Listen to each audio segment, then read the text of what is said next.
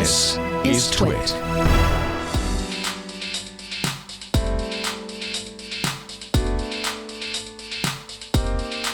Hey, what's going on, everybody? I am Ant Pruitt, and this is Hands on Photography here on TWiT TV. Hope y'all are doing well. I am unbelievable as always, and right now I got this glow going because today on the show, I'm not just sitting here having a one-to-one conversation with you, our TWiT Hands on Photography listeners. I have somebody else in with me, and it's my man, Mr. Dave Clayton. How you doing, brother? Hello, Mr. Pruitt. I'm good, mate. Thank you for having me on. Mr. Dave Clayton is a good friend of mine. He hosts a show called He Shoots, He Draws with another good friend of mine, Mr. Alan Hess. Basically, you know what? No. I'm not going to tell them about the podcast. How about you tell them about your podcast and let everybody know, a little bit more about you? Okay. Well, I'm Dave Clayton. I'm based in the UK. I'm old as the hills, as my daughters keep telling me. You are. Well, I think I've been alive in 7 decades now. It's frightening. But I mean, very early days, pre-compute, there were no computers, I didn't know. But now I find myself in 2021. I've been a graphic designer for best part of, I'd say probably safely 20, 25 years in some capacity. Wow. Yeah, so I'm from a time, pre-computers, but I've been a graphic designer for at least 25 years in some capacity, whether it's in marketing. And the last 10 years have been a real purple patch for me. So, and I'm 55 now. So to say that the last 10 years has been the best 10 years of my career is, I think, encouraging for people that you're never too old to learn new things or do new things. Yeah. But now in 2021, I find myself being an author, an instructor for Kelby One. I've written a book for Scott Kelby. I've got a podcast that's now in its third year, and it's had 250. Like, compared to other podcasts, it's small, but a quarter of a million downloads is something I never thought we'd get. And the podcast really came about through a really good friend of ours, mutual friend Glyn Dewis. Yes, I love that dude. Yeah, Glyn and I travelled together everywhere, and we even when we went to conferences, we didn't even have our own room. We roomed together every time, and which people always thought was weird, but we used to have such a laugh. And we just said one day we should record this. We could do a podcast, and we had no name for it. And because I'm a football fan, there's a saying: "He shoots, he scores." And I just said, well, and it just came into my head. I don't know if it's a designer thing, but kind of word play and everything. And I said to he shoots, he draws, because he's a photographer. I'm a graphic designer, so he shoots, he draws. And the podcast was born, and Glyn and I were doing it until April last year, and then obviously pandemic came along, which was the exact time Glyn was then trying to sell his house and buy a house, and he had the 3945 Portraits project going, which was amazing. Project. Oh my goodness, beautiful work. Yeah, absolutely, and it was sucking up a lot of his time, and it was kind of hard to keep something like a podcast going that the podcast doesn't generate any money. We did have sponsors, but it was more of us chatting. But there came a time where just even though we're in the same country, the schedules wouldn't line up. So as Glyn stepped away, Alan, who's I've actually known longer than Glyn, I just called him up and said, look, you were the first guest on the show. Would you fancy stepping in for a little bit and being He Shoots until I kind of find my feet? And Alan's been with the show a year now. We've done about 40 odd episodes together, and it's an absolute and I love it. I just we had you on the show. Very blessed to have and a great interview it was as well. But it's just lovely that you can, when you're in this industry, you can kind of look back and think, wow, I'm so blessed. Like all these people I've met. Like last night, as we record today, last night I interviewed Joe McNally for the third time on the show. Wow. And I remember sitting next to Joe McNally in 2014 at a Photoshop World. He didn't even know who I was, and now we're friends and we message each other. And so, and throughout the pandemic, it's been nice to just have that weekly chat with people, and the good thing is they're not going anywhere, so they're easier to get. And they're locked in, so they can't really get away from the mics, right? Exactly. And being like 1 foot in the photography world, even though I'm a lousy camera operator, I'm not a lousy photographer. Right. I'm a lousy camera operator. There's a difference. And my other foot is in design.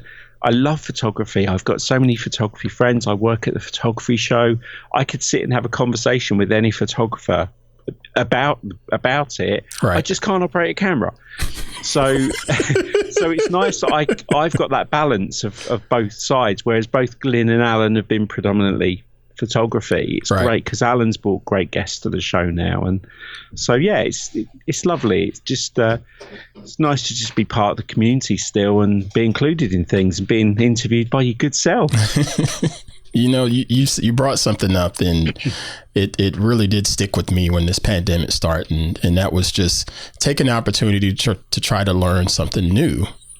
When everybody was doing the shelter in place and stuff. And one of the things that I wanted to do was take a look at the world of InDesign. And I was able to get your book, How Do I Do That in InDesign? We'll put some links in our show notes here. It's available now pretty much wherever you can get books.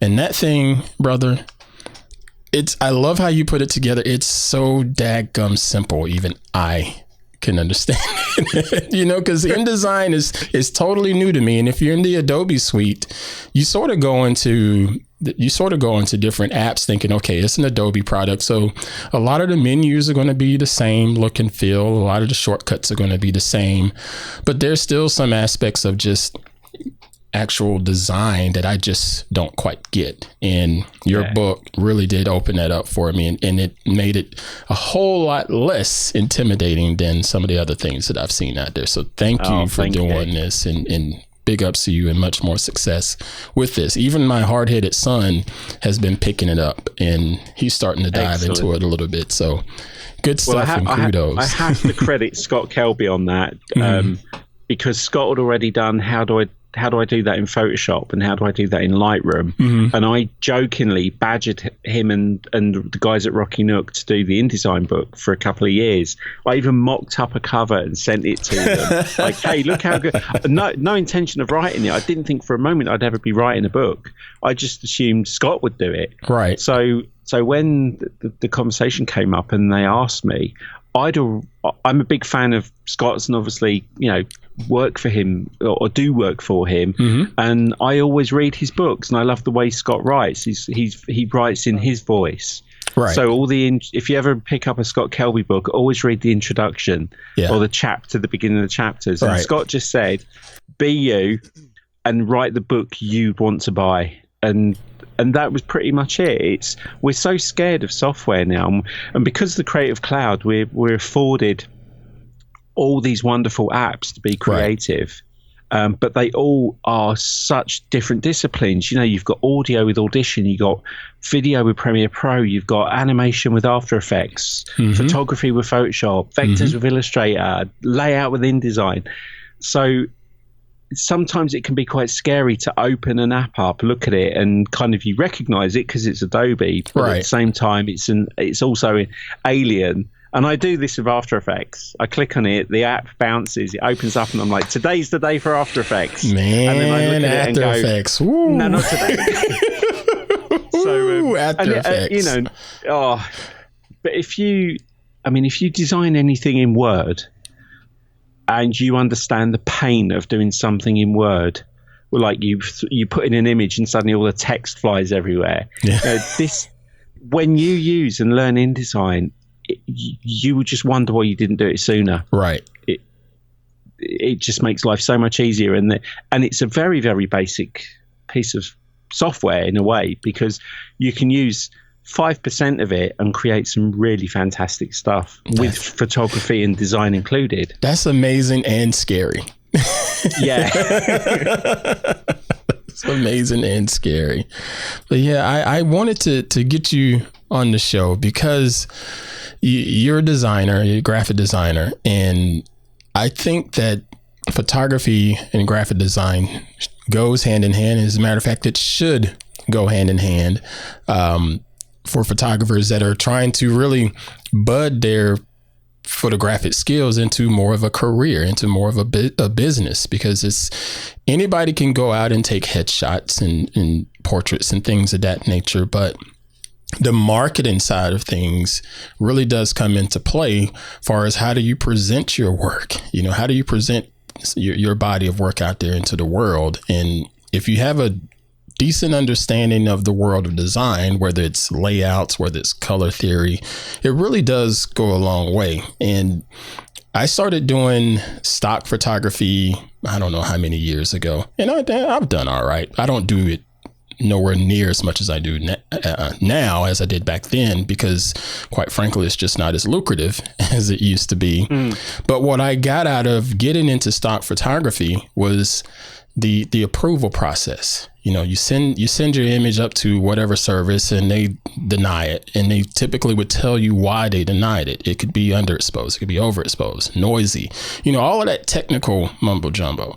But every now and then they will say something along the lines of, we need more negative space, or we need this or that. And because what they're doing is taking your images to use in an ad somewhere, or someone wants to use it on their blog, and they want to be able to work with it in those different mediums. And it really did just sort of make a light bulb go off in my head to say, if I can shoot this way, it's probably going to make all of my shots a lot better if I can understand some of those principles. What are your thoughts on that? Because I know this is your world, design, but what are your thoughts on putting it together with a mirrorless camera or whatever type of camera that you have? It's funny because having been in the photography world so really close knit, to be able to talk to different genres of photographers who shoot different things, and being a designer, I know the frustration of when you're going through a stock site and you're looking for that perfect image. And generally, as a designer, I'm looking to text is going to go somewhere, type's going to go somewhere.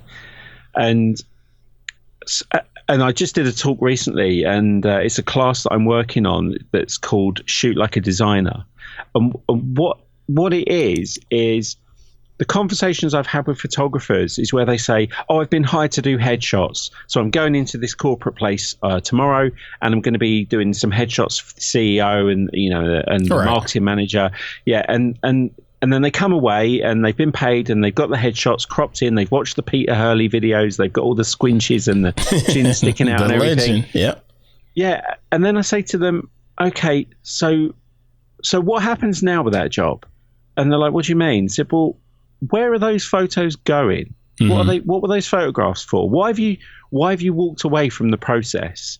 So when you're there taking these images, ask them what they're for, because as a designer, if those images are going to be handed over to someone and they're going to be passed off to the design department or an external graphic designer, mm-hmm.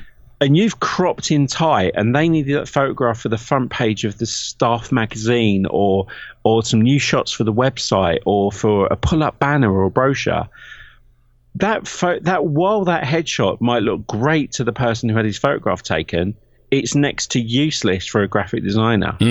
So when you're there and you've got that time, take the rest of the shots for yourself, because if you've been hired to do the headshot, get the extra shots. They've not paid for them. They've paid for the headshots. So you've now got some more licensed images. And when you start that conversation, you've now got where the guy's looking to the right and the left, and you've got the space to the left and right of him. You've got the space above. You've walked around the office. You've taken some pictures of staff at work. And obviously, you need model releases when they're going to be used, but it's for the company anyway. Mm-hmm. So if you can start to get a conversation, like I always say, a photographer should go and spend a day with a graphic designer in a studio, and a graphic designer should spend a day with a photographer to see what the photographer's mindset is.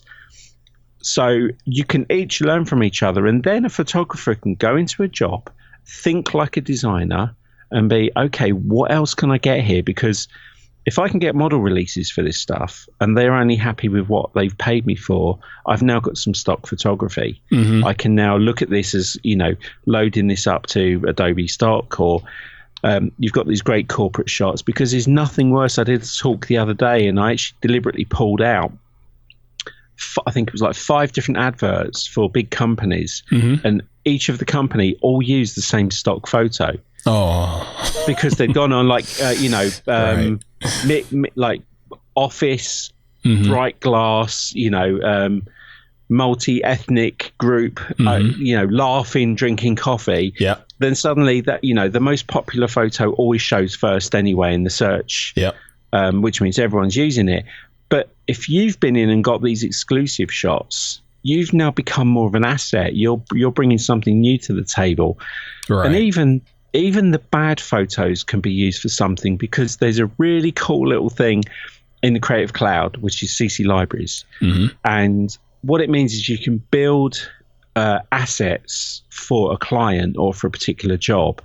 And although it's frustrating that Photoshop, Illustrator, and InDesign are like the 3 main ones, they don't all operate the same way when it comes to certain things. Right. But there's a great little trick in InDesign where no matter how blurred the image is or how awful the photograph is, if it's got some really cool colors, so keep a folder of the photographs that you would normally delete, because if you open it up in InDesign and place the image in the eyedropper panel, there's an extra little thing that if you hold the eyedropper over the image, it works like the capture app on the phone.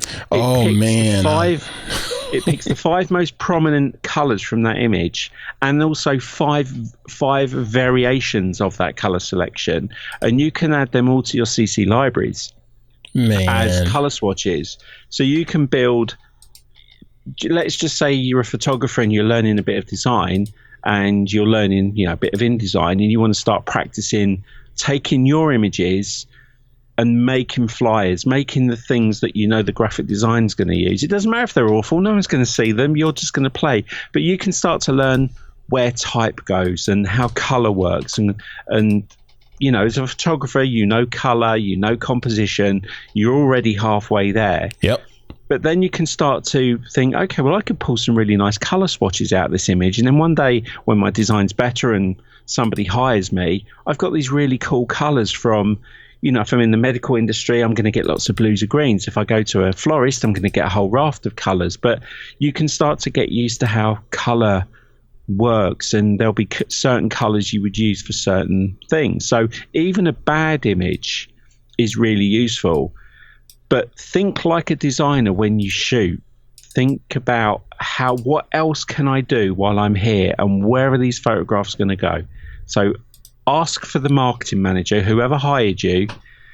When you're there, go and ask for the person that these images are going to be sent to, and ask them where those images are going to be used. And there's an opportunity there for you to earn more money as a photographer.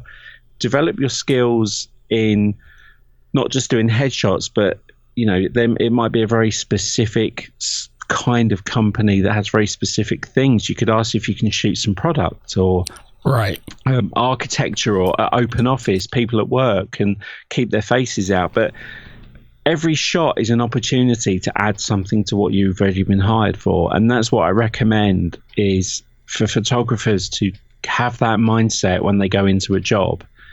And even if they're not designing, just think about it, because it's a competitive world. We're all going back out to work soon, and photographers have found it really hard not being able to be in front of people, and it's going to be hard when people start hiring again. They're going to want those photographers that go the extra mile, give them the extra option. So the fact that you can walk in and have a discussion and say, well, hey, look, while I'm here, what have you got going on? Have you got any events? Are you going to be at any exhibitions this year? Are you going to need some stuff, some branding material? Branding material. What can I do to help? Is there anything, would you like some product shots or headshots of all the staff? Just all these different options. Right. And you'll find yourself being hired more, because you'll be recommended as well. And you've now got a really great portfolio of different kinds of work that you've got. That's what I think. I love that. I want to say it was one of the first episodes of this show way back when. And I got into doing a headshot tutorial, just a quick headshot tutorial.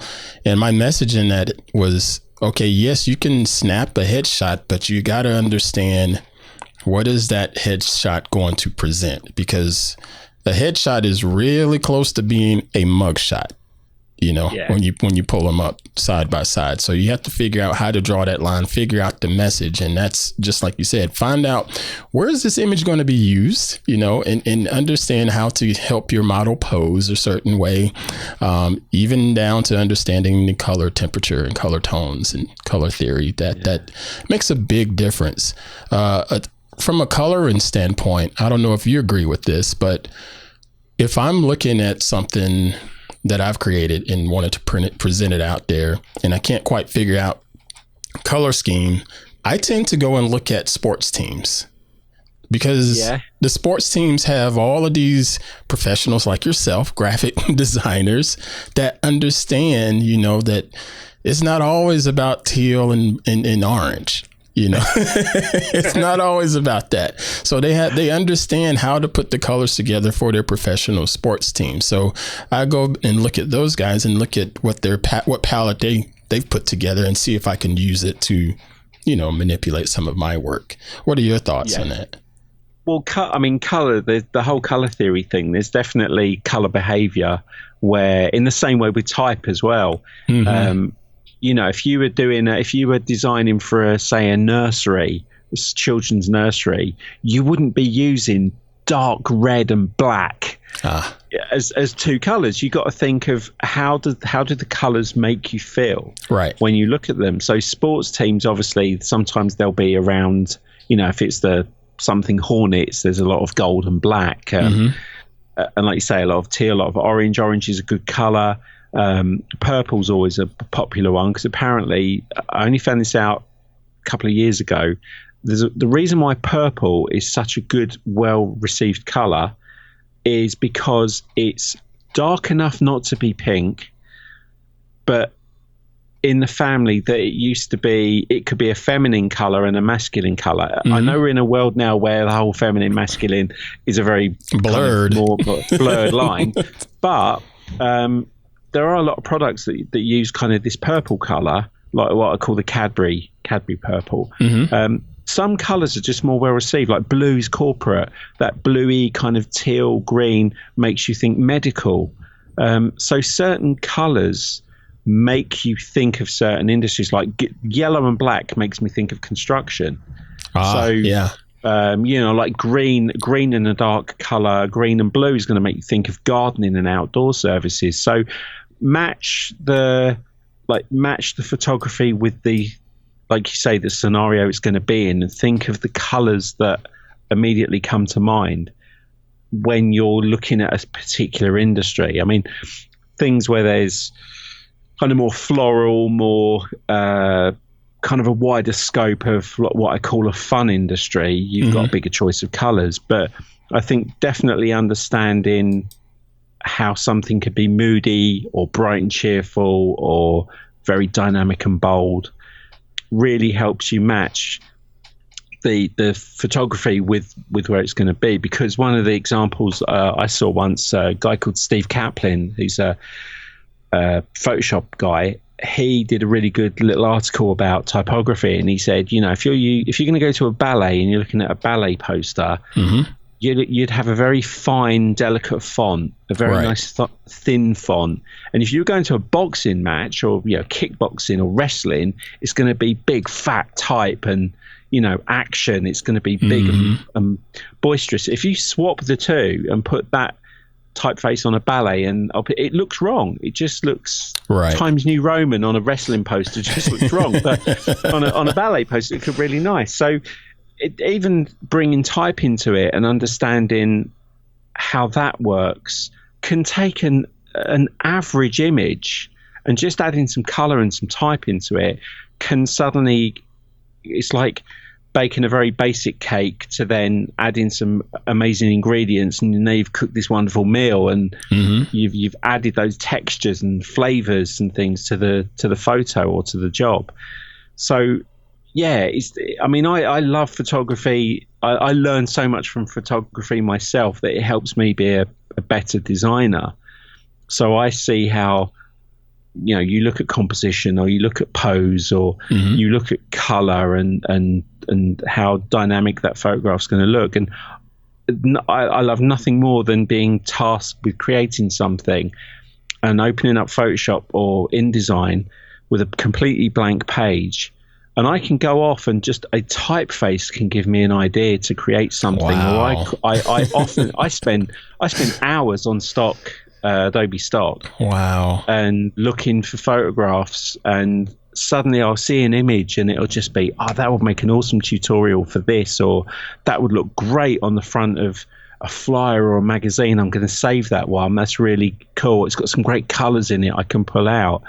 So I like spending time. I'm forever photographing. My iPhone is me mostly walking around, and if I see a cool shop or a sign, or even a night sky, I'm forever taking photographs and capturing all these little snippets of bits and pieces. And all of a sudden, your brain trains itself to see those things. I called it visual Tourettes. It's like you can't just help looking like colour, blue, sign. I know that font. I can, when I drive on the motorway, I'm looking at trucks and lorries and things, and always looking at. But you can't turn it off. Right. In the same way, photography is always going to look at photographs and either be that's amazing or pick fault in it.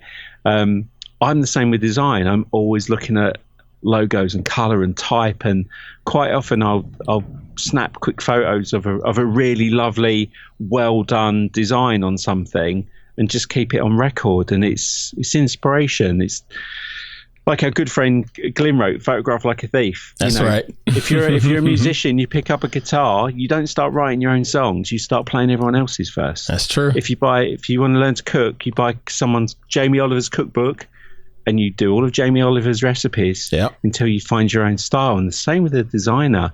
We learn from the greats. Right. So, there's always room for learning, no matter what you're doing. Mr. Dave Clayton, this has just been another unbelievable time here on the show, being able to speak with someone like you that just knows this world in and out and has a lot of knowledge to share with people like me that are just curious and actually trying to step the game up. So this has just been great. Thank you so much. Now, before we let you go, where can we find you and some of the things that you're working on and any projects and things like that? Okay. On social media, I'm at It's Dave Clayton. So it's ITS Dave Clayton. The reason it's that is because I couldn't get Dave Clayton, so I went for It's Dave Clayton. And now I have to tell everyone when I say It's Dave Clayton, they go, "What, Dave Clayton?" No, it's Dave Clayton. So at It's Dave Clayton on social media. That's everything. I'm training. My full-time job is I'm training manager for a company called Astute Graphics, which is astutegraphics.com, and they're on social media. And we make plugins for Adobe Illustrator. So if you're a designer listening, I seriously recommend you check us out, because we do a free trial. And if you don't like it after 7 days, we give you your money back, but we think you'll love it. Awesome. And He Shoots He Draws podcast is heshootshedraws.com, and He Shoots He Draws on social media.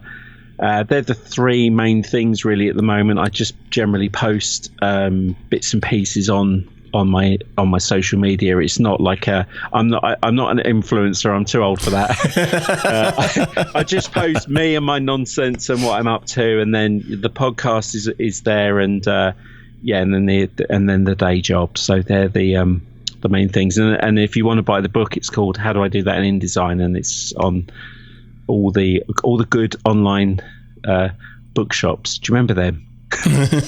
That's right. I miss them. I love it. Thank you again, my man. I really do appreciate you hanging out with me today and sharing all of this wonderful knowledge and information. Thank you for asking. It's a pleasure. Thanks. All right. So, folks, that is going to do it for this week's episode. And again, allow me to catch my breath and calm down, because I get a bit fired up after speaking to people like Mr. Clayton. This has been fun. I hope this has inspired you, and I hope it's been able to add some insight to next time you pick up your camera, whether it's even your smartphone. It's the same thing, folks. All about the fundamentals and all about being able to get the most out of those cameras. If you have any questions, feel free to give me a shout via email. Yes, I am old school and I still answer those emails. That's hop@twit.tv. Again, the email address is hop@twit.tv. Or you can check us out over on the social medias. I am Ant_Pruitt on Twitter, and I'm also Ant_Pruitt on Instagram. And be sure to go ahead and subscribe to the show if this is your first time catching us. All of our subscription options are on the website twit.tv/hop. You'll see all of our previous episodes as well as the show notes, especially for a show like today where we got a lot of things that we can share out, including the book, the podcast, and all of that other valuable information. All right, so that's going to do it, folks. Thank you again for the tremendous support as always. Now, you all continue to safely create and dominate, and I'll catch you next time. Y'all take care. No ads, just the content. That's what you get when you join Club Twit. You even get extras like Twit Plus, our new bonus feed just for members, and exclusive access to the Club Twit Discord community. Join now for just $7 a month and support Twit as we continue to create top-notch podcasts you expect and deserve. We're just getting started, so be one of the first to join as we build Club Twit from the ground up.